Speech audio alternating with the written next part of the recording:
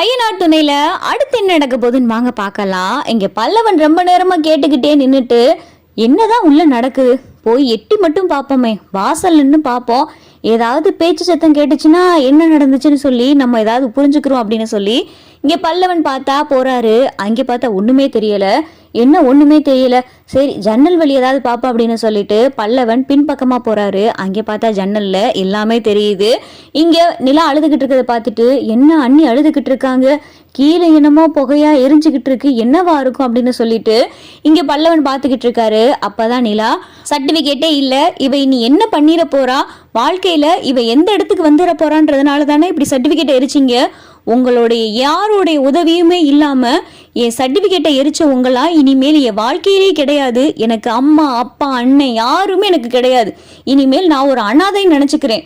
நல்ல ஒரு வேலைக்கு போய் நல்ல இடத்துக்கு நான் வந்து நிப்பேன். என்னைய தேடி எல்லாரும் நீங்க வருவீங்க, வர்ற காலம் வரும் அப்படின்னு சொல்லி நிலா ஆவேசமா பேசவும், போடு அப்படி போடுங்க அண்ணி, இப்படித்தான் பேசணும் அப்படின்னு சொல்லிட்டு பல்லவன் வெளியிட்டு பாக்குறாரு. சரின்னு சொல்லிட்டு இங்க பார்த்தா நிலா விறுவிறுன்னு வெளியே வரவும் பல்லவனு வேகமா ஓடியார். பல்லவா நீ எங்கே போன அப்படின்னு சொல்லிட்டு நிலா கேட்கவும், இல்ல நீ ரொம்ப நேரமா வெளியே நின்றுகிட்டு இருந்தேன், என்ன ஆனீங்களோ ஏதானீங்களோன்னு தெரியல, அதான் வந்து பார்த்தேன், ஜன்னல்ல பார்க்கும்போதுதான் தெரிஞ்சு ஒரு சிங்கப்பெண் மாதிரி பேசிக்கிட்டு இருந்தீங்க அண்ணி, சூப்பர் அண்ணி, இப்படிதான் அண்ணி இருக்கணும் அப்படின்னு சொல்லிட்டு பல்லவன் பேசணும். சரி பல்லவா வா போலாம் அப்படின்னு சொல்லி நிலாவும் பல்லவனும் பஸ்ல ஏறிறாங்க. என்ன அண்ணி சர்டிபிகேட் எல்லாம் இப்படி எரிச்சிட்டாங்களே அண்ணி, எப்படி அண்ணி நீ உங்களுக்கு வேலை கிடைக்கும் அப்படின்னு சொல்லி பல்லவன் சொன்னதும், அதுக்கு என்ன பல்லவா, அதான் சேரன் அண்ணன் பெரிய ஆர்கிடெக்சர்ல, அவர்கிட்ட சொன்னா ஒரு நல்ல வேலை எனக்கு ஏற்பாடு பண்ணி தரமாட்டாரா என்ன, என்கிட்ட சர்டிபிகேட் இல்லைனாலும் நான் ஒரு கோல்டு மெடலிஸ்ட், அதுக்கான தகுதி என்கிட்ட இருக்கு.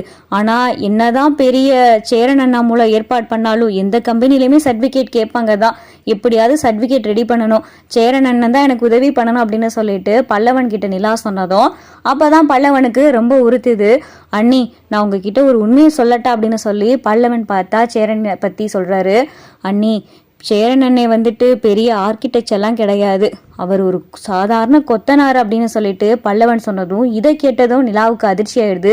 என்ன பல்லவா சொல்ற, அப்ப சோழன் நம்ம கிட்ட என்னென்னமோ சொன்னாரு, அவர் நம்ம கிட்ட பொய் சொல்லியிருக்காரு அப்படின்னு சொல்லிட்டு இங்க நிலா நினைச்சுக்கிட்டு இருக்கையில, அண்ணி சோழனை பத்தி தப்பா நினைச்சுக்கிறாதீங்க, அவரு சேரனனை பத்தி ஆர்கிடெக்சர்னு சொன்னதுனால தான் நீங்கள் அவர் மேலே ஒரு மதிப்பு மரியாதையும் வச்சுருக்கீங்க, கொத்தனாருன்னு சொன்னீங்கன்னா அவரை பற்றி நீங்கள் ஏதாவது நினச்சிக்கிருவீங்க அப்படின்னு சொல்லி கூட அண்ணன் சொல்லியிருக்கலாம்.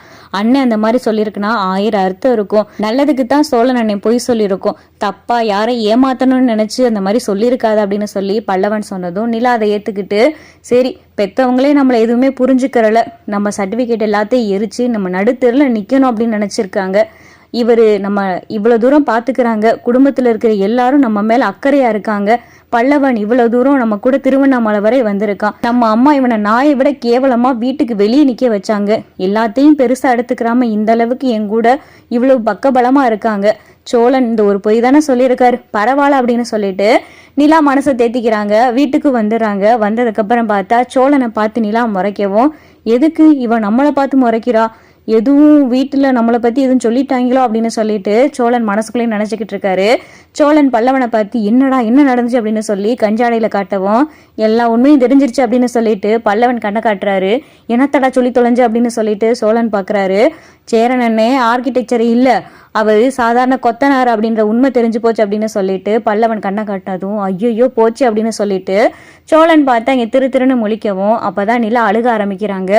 ஏம்மா ஏன் அழுகிற, என்னம்மா ஆச்சு அப்படின்னு சொல்லிட்டு சேரன் கேட்கவும், இல்லைன்னா இந்த மாதிரி வீட்டில் என்னுடைய சர்டிஃபிகேட் எல்லாத்தையும் எரிச்சிட்டாங்க, இனிமேல் எனக்கு அம்மா அப்பா அண்ணன் சொல்லிட்டு யாருமே கிடையாது, நான் ஒரு அனாதை, இனிமேல் என்னை இந்த வீட்டில் ஏற்றுக்கிருவீங்களா, எனக்கு இந்த வீட்டில் தங்க ஒரு இடம் கிடைக்குமா அப்படின்னு சொல்லி நிலா சொன்னதும், என்னப்பா இப்படி சொல்லிட்ட, நீ இந்த வீட்லேயே இருக்கலாம், நீ தானே ஹாஸ்டலுக்கு போறேன் அப்படின்னு சொன்ன, உனக்கு என்ன ஒரு நல்ல வேலை வேணும், அதை கண்டிப்பா சோழன் ஏற்பாடு பண்ணி தருவான் அப்படின்னு சொல்லிட்டு சேரன் சொல்றாரு.